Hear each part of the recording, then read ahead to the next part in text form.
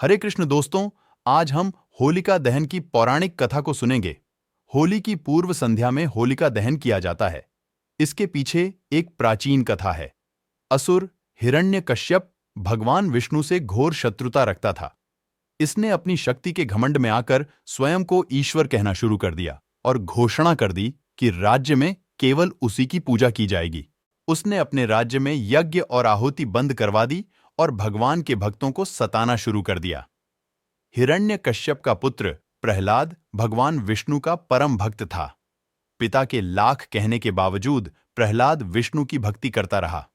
असुराधिपति हिरण्यकश्यप ने अपने पुत्र को मारने की भी कई बार कोशिश की, परंतु श्री भगवान स्वयं उसकी रक्षा करते रहे और उसका बाल भी बांका नहीं हुआ। असुर राजा की बहन होलिका को भगवान शंकर से ऐसी चादर मिली थी जिसे ओढ़ने पर अग्नि उसे जला नहीं सकती थी। होलिका उस चादर को ओढ़कर प्रहलाद को गोद में लेकर चिता पर बैठ गई।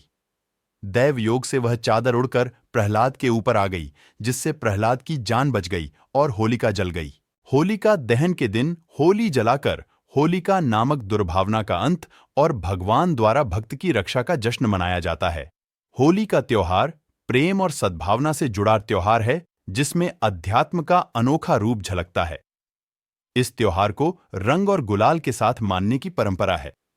इस त्योहार के साथ कई पौराणिक कथाएं एवं मान्यताएं जुड़ी हुई हैं। होली का पौराणिक महत्व। होली का त्योहार भारतवर्ष में अति प्राचीन काल से मनाया जाता आ रहा है। इतिहास की दृष्टि से देखें तो यह वैदिक काल से मनाया जाता आ रहा है। हिंदू मास के अनुसार होली के दिन से नए संवत की शुरुआत होती है। चैत्र कृष्ण प्रतिपदा के दिन धरती पर प्रथम मानव मनु का जन्म हुआ था।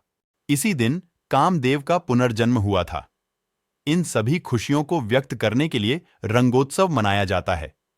इसके अलावा हुड़दंग और रंगोत्सव का यह भी कारण बताया जाता है कि नृसिंह रूप में भगवान इसी दिन प्रकट हुए थे और हिरण्यकश्यप नामक महाअसुर का वध कर भक्त प्रहलाद को दर्शन दिए थे। हमें भी ज्यादा से ज्यादा हरिनाम जप करना चाहिए ताकि हमें भी भगवान श्री कृष्ण का प्रेम धन प्राप्त हो। दोस्तों, आप सभी को होली की हार्दिक शुभकामनाएं। हरे कृष्ण।